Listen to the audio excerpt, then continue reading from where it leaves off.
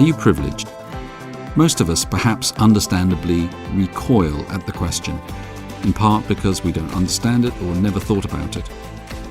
Privilege represents the advantages that luck, genetics, family, timing and location confer on us. But when we assume that we have been responsible for those advantages, which is surprisingly easy to do, we lose sight of the factors that exclude others from having a fair opportunity to thrive. Sheree Atcheson, our guest in this show, is one of Europe's leading tech entrepreneurs and now a major voice in the diversity, equity and inclusion world. She helps leaders to create accountability-driven, inclusive cultures. We talked to her about her work and her recent bestseller, Demanding More.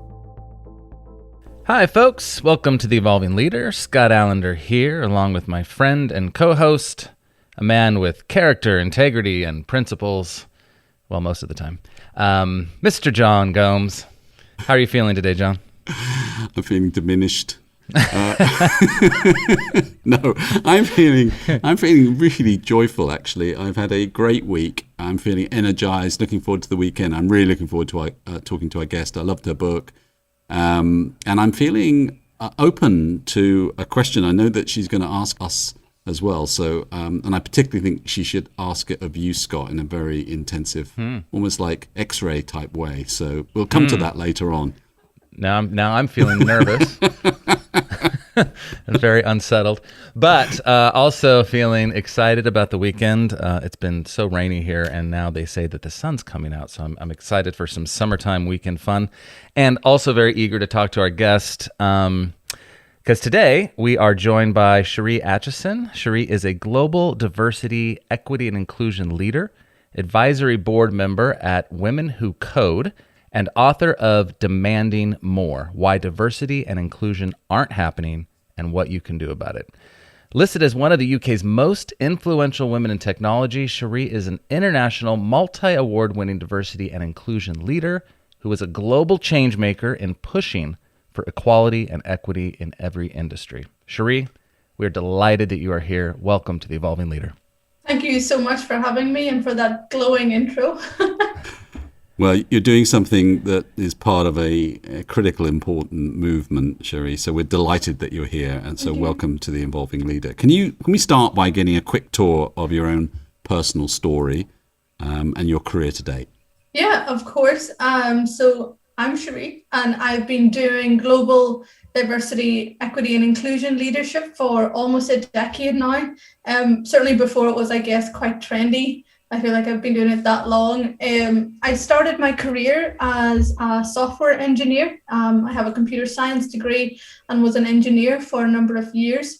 As you can probably tell by my voice, I am Irish. And so I was raised in Ireland, but was adopted at 3 weeks old from Sri Lanka, which is not a place where many Irish people are, as you can imagine. You can also probably imagine that there are not many Sri Lankan people in Ireland. And so both of my parents are white Irish people. And where I grew up was very, very white, as you would probably think.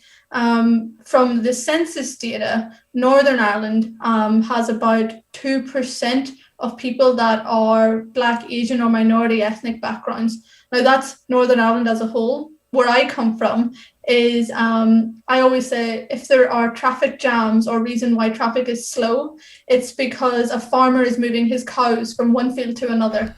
So very, very rural and very, very much less diverse than that 2%. And so I grew up in a very, very white space, had both the privilege of being adopted and having access to the benefits of being raised in somewhere like Ireland, whilst also very much facing a lot of racism and bias and so on from being a person of colour. A lot of people talk about being the only in, let's say, their workplace, in their, I guess, their office or their teams, but actually a lot of people don't have the experience of being the only in your family, in your school, in your village, in your town, and so on. And so my brother, who was also adopted from Sri Lanka, really the only other person of colour I knew until I was maybe 15 or so was him. And certainly when I went to university, expanded that horizon because I went to the city in Belfast where there was much more diversity, but even still much less than you would imagine in places like, London or bigger cities.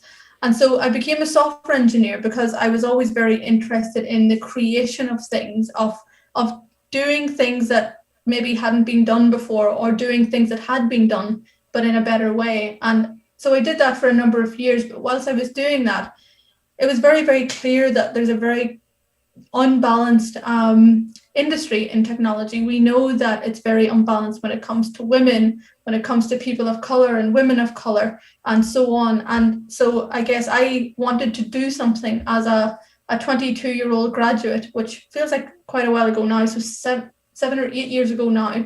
And so that's where I found Women Who Code. So at that stage, Women Who Code was a nonprofit based in San Francisco with around 3,000 global members, so quite small.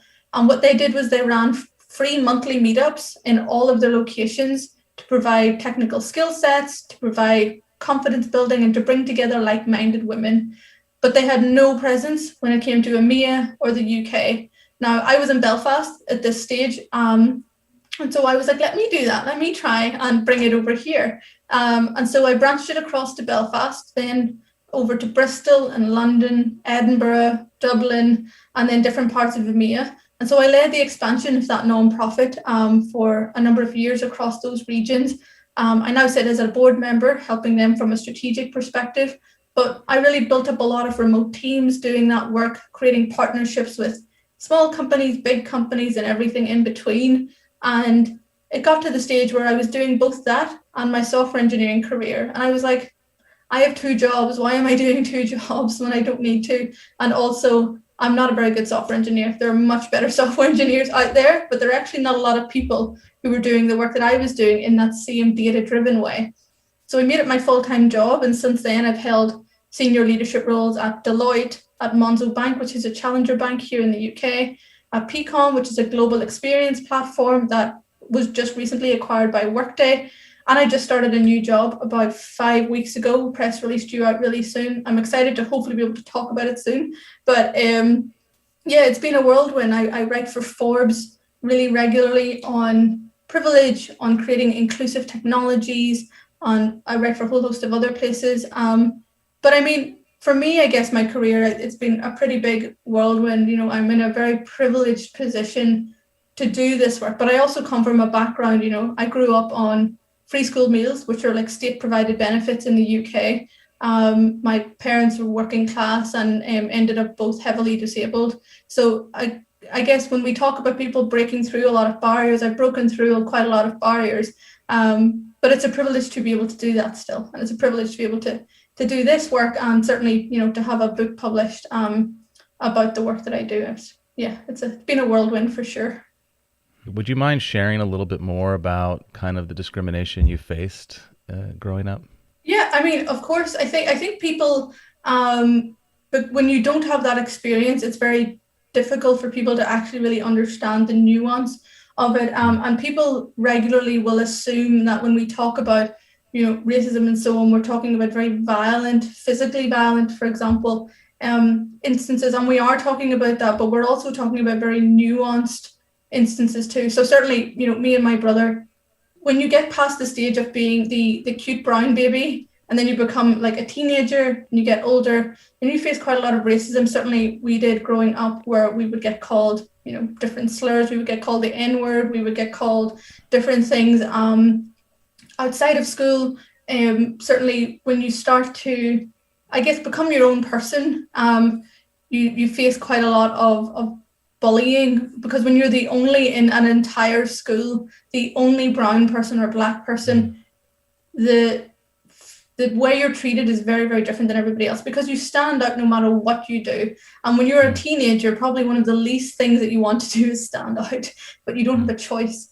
And I think one of the things for me when it came to how we were treated, certainly as a woman, was very different than my brother. So I'm dark skinned, but my brother is actually much darker skinned than me, like much, much darker. And I got to a period, I guess, when we both were facing very similar sort of racist slurs being thrown at us, our families, and my dad, for example, having to go to people's houses and tell them, you know, why are your children saying this stuff? What are you doing about it? Going into school and so on to quash that behavior. But it got to, I guess, when I was a teenager, maybe 15, 16 or so, that actually a lot of the very, I guess, verbally violent racism that I did face started to move back.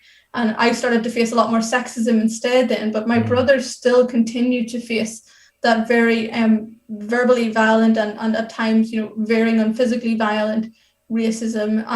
I always remember very clearly, we went to two separate schools when we were going to secondary school, and my brother went to one school that was slightly further out, but we could walk to the same town within 15 minutes.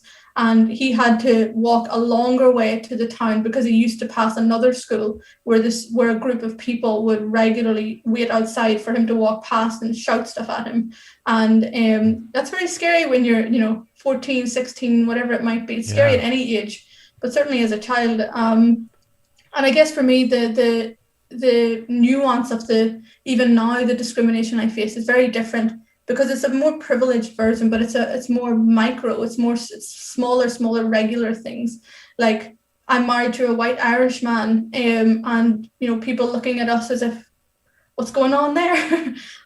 Or like comments about you know, where am I really from? And when I tell them I'm from County Tyrone in Ireland, I get, but where are you really from? And then that's when I walk away from the conversation now, because I don't have to respond to anybody that I don't want to.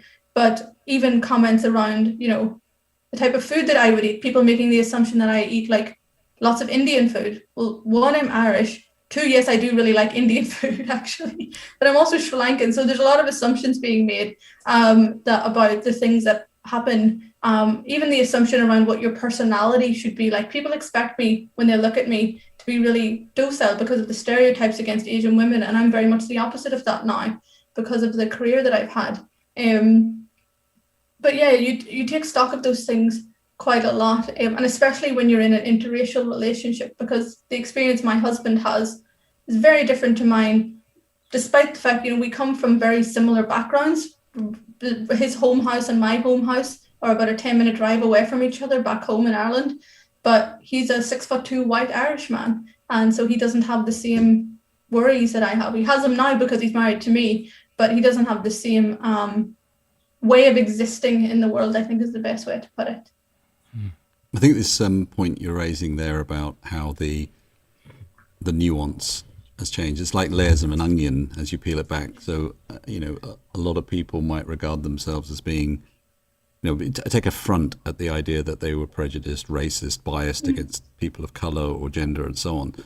But they don't necessarily see the assumptions they're making in that respect. And so this phrase microaggression has now started to become the next layer of the onion in terms of things that people inadvertently do that they don't regard as being aggressive or discriminatory in any way, but we're starting to get a next level of understanding. And I suppose that's quite difficult for a lot of people, particularly when that isn't just a blind spot. It's also like a common acceptance that that isn't a problem to ask somebody, for example, where they come from.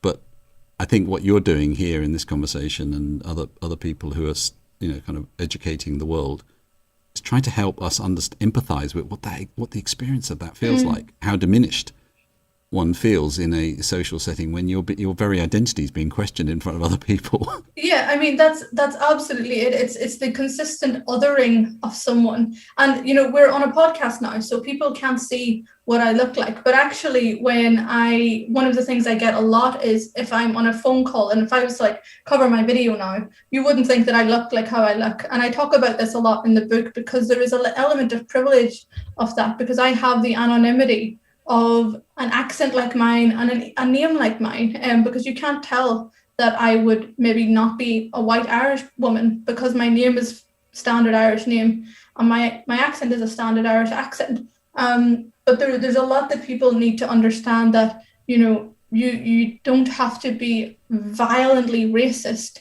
to be racist and to really challenge that work. And I used to say this even to my dad, before he passed away, when we would talk about this. And this was really eye-opening for him because, you know, he's raised two brown kids in a really white space, but he still was really old, from a generation that, you know, would say things that you would not say now. And I remember having a conversation with him about this, and he was like, oh, well, sure, how could I be racist? You know, I have you and David. And I was like, but just because you adopted two brown kids doesn't mean you can't be racist, doesn't mean you can't actually still other people, because you view me and David as different. And it was really eye-opening for him to actually go on that journey. He's like, oh yeah, right, actually, I suppose that makes sense. And it's that kind of awareness that just because of X doesn't mean you can't do Y. Like, I can also, you know, be anti-Black because I'm not Black. And it's very important that we recognize that actually the systems that have been built with, you know, majority groups in mind, whether you think they're okay or not, you still benefit from them. Like, me and my partner talk about this a lot, because regardless of whether he would, you know, consider himself a racist, which he doesn't, he still benefits from white supremacy either way, because he's a white man. And so we have to have the conversation about what he really does with that to challenge it, not just, you know, say it and denounce it, but actually do something with the fact that he is treated differently. Because I think that's the really big thing that's important for me, is actually people have that self-awareness to know that you can do something about this. If you choose not to, you're being a really big part of the problem. And too many people sit in that idle, easy area, as opposed to, you know, demanding more, actually standing up and demanding it, as opposed to just expecting that, oh, it'll be okay, you know, it'll get better. History is telling us that it's not really getting that better. So yeah, that's where my head's kind of at with that. Why do you think that the notion of, you know, privilege, or, you know, even when somebody, you know, doesn't see themselves as racist, but that they are benefiting from a sort of systemic kind of white supremacy, you know, experience, you know, why does the very suggestion of that seem to evoke such a kind of emotional response and sort of denial, you know, or do you experience that that's what's happening in your work? Do you see that people have that sort of emotive denial? That's not true. You know, I reject that, and therefore shuts down the conversation before it can go anywhere? Yeah, absolutely. I see that in my work. I think whenever you mention privilege, people immediately have that, like, that gut-wrenching feel, that slap back was like, well, why are you saying I have privilege when I've had X hard experience in my life, or Y has been really hard for me, or I've never gotten anything because of my skin color, or I've never gotten anything because I'm a man, or whatever it might be. And for me, the conversation, when you take a really 1 or 0 or a binary view of privilege, you really hide the nuance of the conversation that needs to happen, which is why, again, in the book and externally, I write and I talk a lot about, you know, the balance of being underrepresented yet privileged. Both of those things can be true. You know, the world doesn't exist in one and zeros. So what's key in those conversations for me is really unearthing and delving into the more nuance and the more detail around privilege, how we see, for example, when we look at the intersections of race, class, and gender, for instance, that the treatment people have are incredibly different. The way the policies are defined are incredibly different. And for me, when it's actually helping people on that journey of recognizing privilege, I do share my own journey, because it's a very, I guess, niche and nuanced journey. Most people, I guess, don't have the background that I have, but also the self-awareness that I've spent a really long time to get to this stage. Because I think when people realize that, you know, being privileged, there's nothing you can do about that. That's fine. You are privileged. It's actually more meaningful to have a conversation about what you can do with it. But to do something with it, you have to have a conversation. And that's why I think that the conversation around privilege being, you know, entirely focused on, let's say, gender or ethnicity by itself isn't doing the conversation justice, because it is so much bigger than that. We've seen the effects of the pandemic prove that in its entirety, that the gaps of inequity are continuing to widen, but they're not just continuing to widen overall, but actually when we really drill down into it, it's those intersections that are being really affected, the intersection of gender, ethnicity, and class background. So taking an overall view is really just, you know, hiding the problem or pretending it doesn't exist when it very much exists, and people are, you know, losing jobs, people are dying, people can't access what they need because of it. So that's where, I think it's important that the nuance isn't lost in this.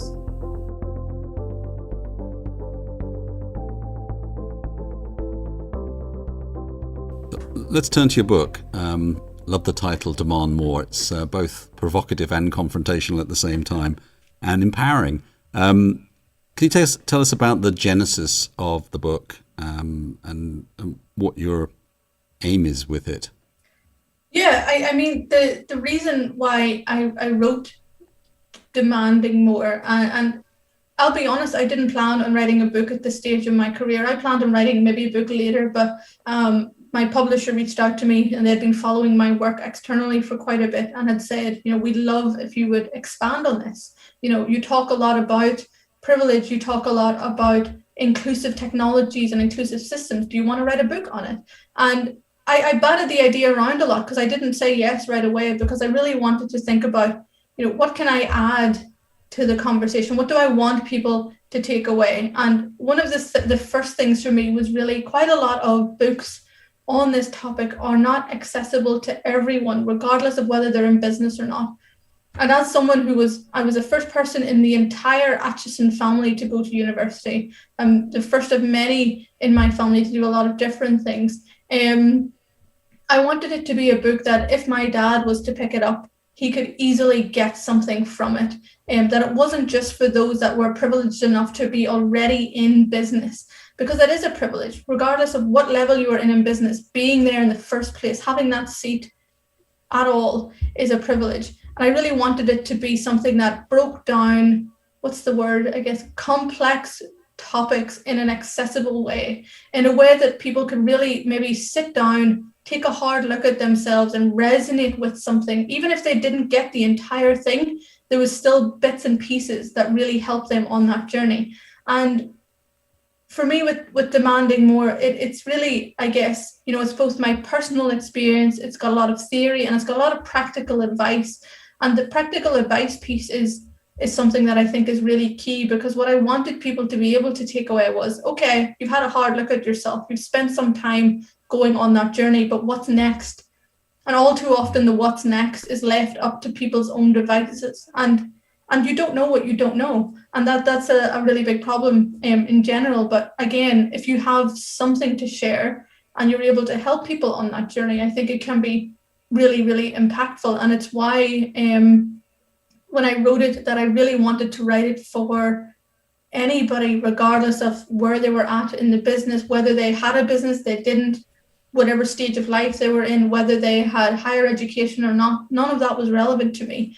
And that's something, I guess, from my own personal perspective, that's always really important to me. It's the reason why I chose Women Who Code to branch, because they didn't charge for events.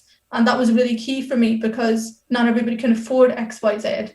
And with the book, whilst, it's still a privilege to be able to buy a book or whatever, it was still to be able to write something that really anybody could take something away, for that they could start to demand more, because they knew maybe a bit more about the background, where to start and where to go. So picking up on the question that Scott asked earlier on about privilege, and the point you made around it elicits a defensive reaction in people, it rocks them on their heels because it's an accusation of something. And something I was reading recently from Michael Sandel, the philosopher, around meritocracy, resonates with this, that privilege isn't something that you earn. It's a position of what you're born into, your genes, your family history, and so on. So it's systemic. Certain people are born lucky into a place where they're the privileged ones, and so privileges can be just that you happen to be born in an environment where there's clean water and healthy, abundant food, and and it's not violent. I mean, that's privilege. Yeah, and that's exactly it. Like I went back to Sri Lanka, and I found my biological birth mother, and people, I guess, it's very easy to sometimes have a very lofty view of privilege, but I spent a lot of time even before that, which was it 4 years ago now, I think I went back, that actually I had I considered myself to have a really good handle on my own personal privilege then, from being adopted, from having a Western name and an accent like mine, despite still also facing bias because of that same accent. But actually, when I went back and I found her, and she lived in this wee small like hut with no air conditioning, with no pillow. When it was warm, she slept on the ground outside. I have a half sister, and her husband lived reasonably okay, and actually they're fine, but she wasn't being looked after. And so when you start to see, actually, if I hadn't have been lucky enough, and there's that luck word again, lucky enough to have been put up for adoption, I very much would have been in a very similar position. Would I be, financially stable, traveling the world, training and working with some of the biggest companies in the world? Of course I wouldn't have been. But that's all luck. And I also think I talk about it in Demanding More, where I was actually supposed to be adopted by a German family, but my family arrived, I think it was 15 minutes early or something. We're clearly very eager. And, adoptions in the 90s are very different to adoptions now. And so instead of them getting a different girl, they got me. So I could have been in Germany just with that, taxi being slightly earlier. And that's what I think that when we talk about the transition of privilege, that one decision, that first one decision, the second of my parents even considering adopting because they couldn't have kids, and then the experience I have has all been based off that one very big piece of luck. There is no skill to me being adopted, but that has opened up this world of opportunity that, even regardless of the bias or the discrimination or anything that I face, it is an incredibly privileged lifestyle nonetheless. And that's why I really want people to get to grips with that, what, it's okay to accept that, and you should accept that. By not accepting that, you're really, I guess, taking a very false view of how the world exists. And I know my experience is very different than most, but I think it's a really good example of how big luck can just play into somebody getting an incredibly better life than what they could have had. So this idea of privilege, having an emotive reaction and people sort of denying that, I imagine the very suggestion of bias would evoke a similar response in people, sort of suggesting, well, that's not me. I don't have that. You referenced that earlier when you were talking about the story with your father. In this idea of having a hard look at ourselves, I find that, when we talk about even the idea of self-awareness, John and I have talked about this on the show before, that, oftentimes the people that need more awareness, most of the people that need more awareness are the least likely to recognize that they need to develop more awareness. And so that's why it's hard to get very far in this idea of, raising awareness and emotional intelligence and these things. From a bias perspective, and in your book, and challenging people to have a hard look at themselves, can you comment on that in terms of your experience in working with others and helping them to connect with the idea that, yeah, maybe I do have some bias? Yeah, of course. I think the first thing that I really do around these conversations is people think that bias is some sort of lofty thing that just happens, but actually don't really spend a lot of time or have any consideration of the really big real world impact that it has.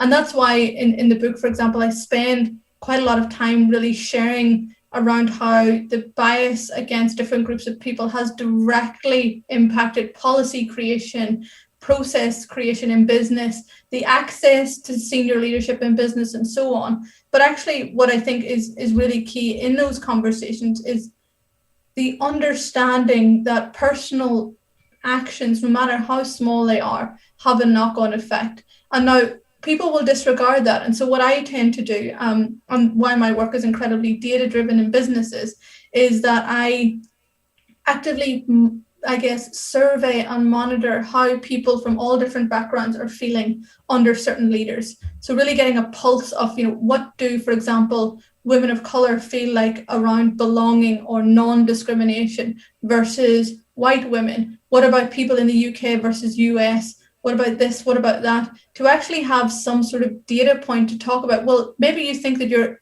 work or your impact or your actions aren't having that impact, but actually what we're seeing is white men in your team are much happier than, let's say, women of color, or people or disabled people are much less comfortable getting management support than non-disabled people. So regardless of whether you think you're not having an impact or not, you very clearly are. And the accountability piece is really key there, because you will always get people who say, I don't care anyway. I'm here to do X, Y, Z to make revenue, and that's it. And that's why when it comes to actually embedding this, I spend a lot of time with senior leaders who are willing to ally and get with this, so we can embed it into processes around performance management and so on, to make sure that actually, I don't care whether you don't get it or not, you're going to be rated on it and you're going to get paid less if you don't do it well. So you either care more and do it right, or you don't do it and then you don't perform in the way that you think that you're going to. So it's really, really key that the accountability that's embedded in there, because there will always be people that think bias is just some lofty thing that someone's made up so they can feel victimized. So you said ally. Tell us more about allyship. What does it look like in reality? For me, allyship is really about active intervening in this most base level. It's about actively intervening in person. It's about actively intervening when we're creating policies and processes. It's about speaking up. It's about calling out how something may affect someone differently, even if you are not in that group.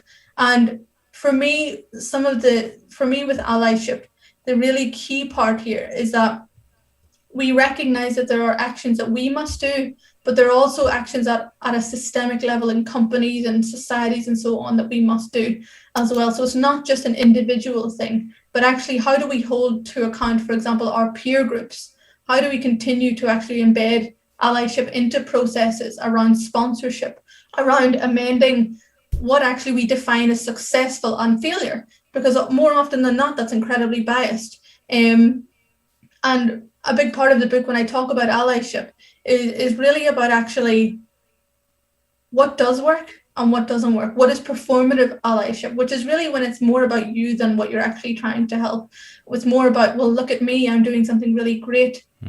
Give me a like, give me a high five, give me whatever it might be. And it centers yourself. And I've seen that a lot. It's very easy to fall into that trap of, well, I'm trying my best, so be grateful. And this touches on, I guess, what you both had said at the start. Intention and impact are very different things. And that conversation is really important in allyship, because if your intention, regardless of whether your intentions are good or bad, if the impact is negative, if the impact isn't what's needed, if the impact is centering yourself, it doesn't matter whether your intentions were good. So the response of, well, I was trying my best and, I had good intentions here, so why are you having a go at me? Well, actually, it's irrelevant. The point here is for you to sit back and listen and learn. And I think people as a whole struggle with that, because it's really reworking how we communicate. A lot of people, and I talk about this in Demanding More as well, a lot of people listen to have their chance to speak, as opposed to listening to learn. And they're two very different things, but yet more often than not, people are doing the first one a lot. Hi folks, Phil Kirby here, producer of the show.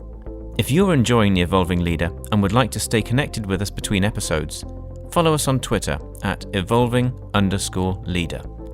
And please be sure to leave us a review on Apple Podcasts. We really appreciate your support. Thanks for listening. So I'm fascinated about how we're going to accelerate this process of creating inclusive cultures. Part of me hopes, although you said earlier on history doesn't hold out much hope for this, that our younger generations seem to be gender and race blind. A lot have been talked about that. Whether that's true or not, but I see that in my children, my friends' children, and so on. It does feel different. It feels like certain things have been eliminated in society. Jokes are different. People don't do imitations of foreign dialects anymore on television. There has been some norms that have fundamentally changed, but we've seen with Black Lives Matter over the last couple of years that we've got just a massive distance still to travel. So I'm wondering, what's the systemic thing? Because I just want to come back to this privilege thing for a moment, because, part of what we have tried to drive the last few decades is the concept of meritocracy being a way, particularly in Britain, of closing class divides. That doesn't seem to have worked. And I think part of what, coming back to the earlier point, is that privilege is something that you don't see. because it's normal to you. Your privileged position, whatever that privileged position is, normality to you. So, but it provides you with an unfair advantage in a meritocracy. Yeah. And the other part of that is that you assume that your privilege you created. So if you're the the fastest, runner in the Olympics, a big part of that, yes, of course you trained hard, but so did everybody else. But a big part of that is that you had genetics that other people didn't have. Yeah. You also happen to be in a situation where the other world's fastest runner hasn't been born yet. So you're in that, but you then, you make this assumption that you made your success. So I'm just wondering, how do we evolve the system that doesn't assume that privilege is something that we are responsible for? It's something that's not. It's not something we created, and some of the attempts for things like quota systems and so on seem to be blunt instruments. They don't change the system. I wonder what thoughts you have in trying to create this inclusive culture. Yeah, I mean, I think when we talk about meritocracy and things like that, we're very much hiding away from the very clear discrepancies and access to opportunities that people have. I mean, I know just yesterday in the UK, Prime Minister here, who had attended Eton on an EU scholarship because his father was an MEP, regularly kept saying twice in an interview that children of wealthy parents have access to private tutoring, in quotes, because of their parents' hard work. And then again, the kids of well-off parents, thanks to their hard work. And again, the assumption here is that actually hard work is directly equating to wealth, which is why we have those very, very clear systemic biases against poorer people. And it also really, really disregards the privilege that many of these, in quotes, wealthy parents have accumulated through generational wealth, through connections, through business acumen. And for me, the really big thing that we need to do is the interrogating of processes on how it affects those different groups.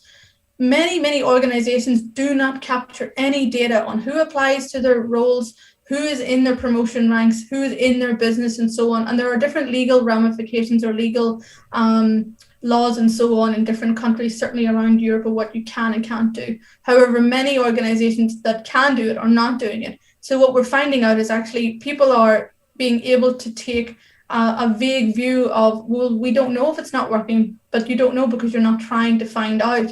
And until we start to try and find out what's happening on a more structured way, people are able to continue to say, oh, well, we just hire the best person for the job.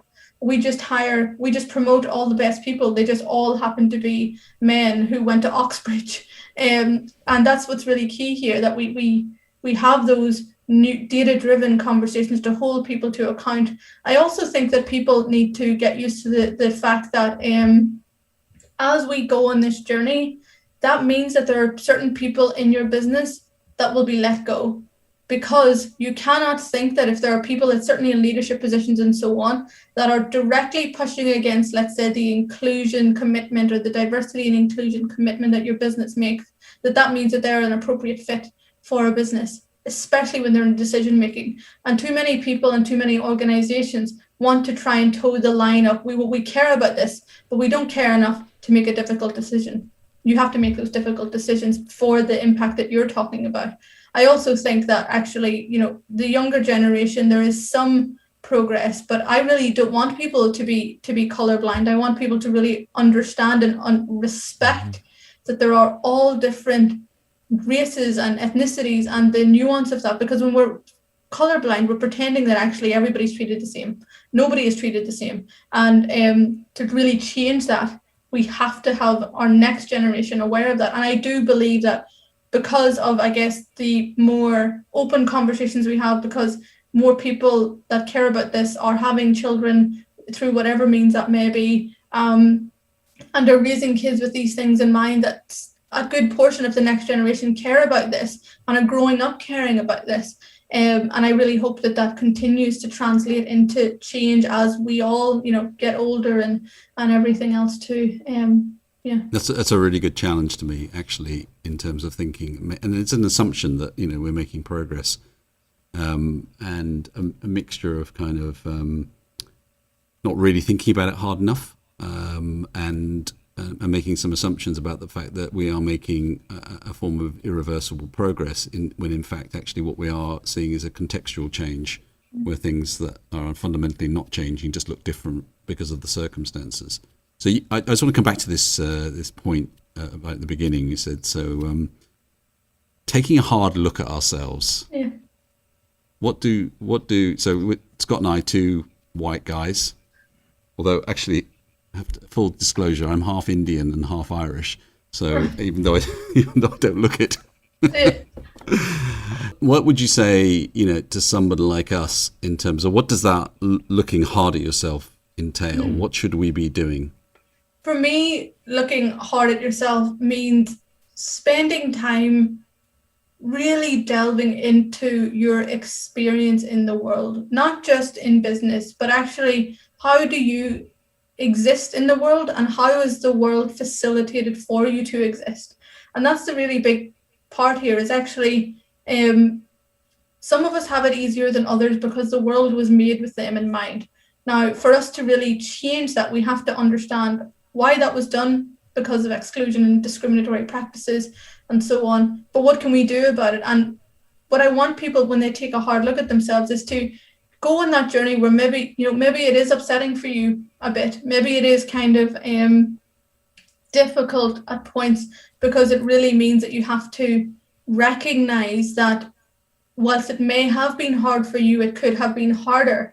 But by doing that, you have an ability to then to really start to change the narrative and do that intervening that I'm talking about, because you have an awareness of actually, this could be different, and how can I make it different? And I think the main thing about that introspection is that it's continuous. Just because I have a strong self-awareness of that now, that's really been a journey for me. I didn't just have that awareness and know all of this stuff. It's really been sitting down and really thinking about well, actually, what could have been different, what could have been better, worse, and so on. And looking at it from the big picture as well, like it's not just about like one or two things we're talking about. It's not just about your life and work, but actually when it comes to like thinking about even accessing mortgages, think about where you can live, how you can live, what jobs are you able to get to because of where you live.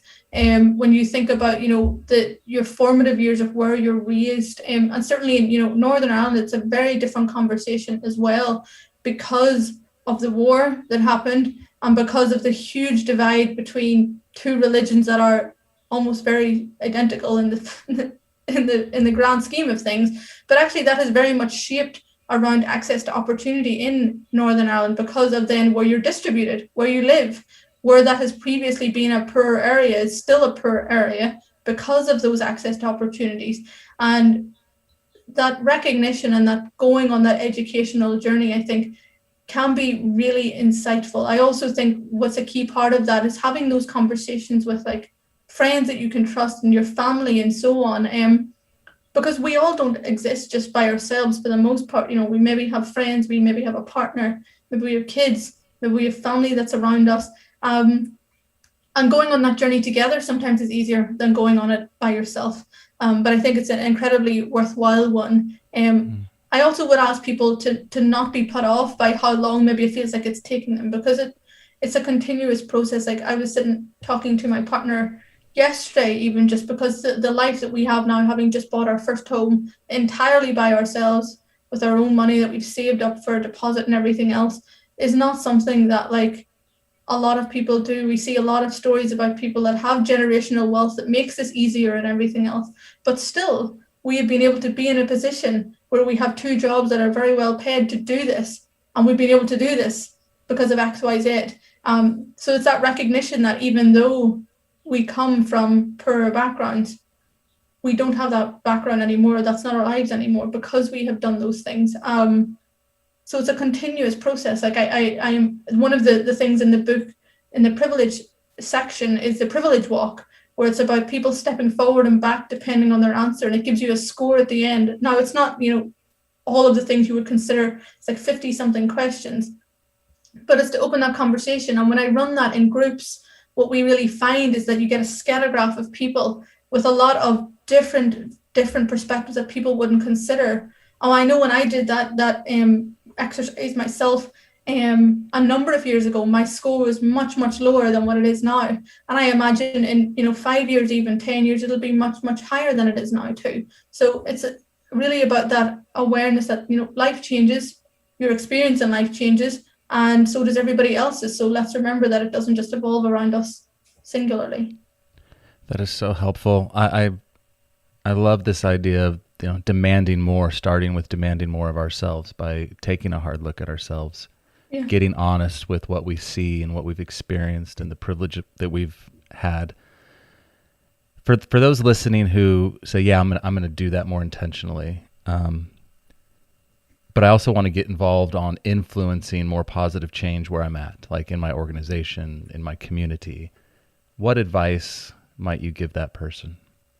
What I would say is that if you're in a community or in an organization, what you should do is start to reach out to other people that are also really wanting to do something about this.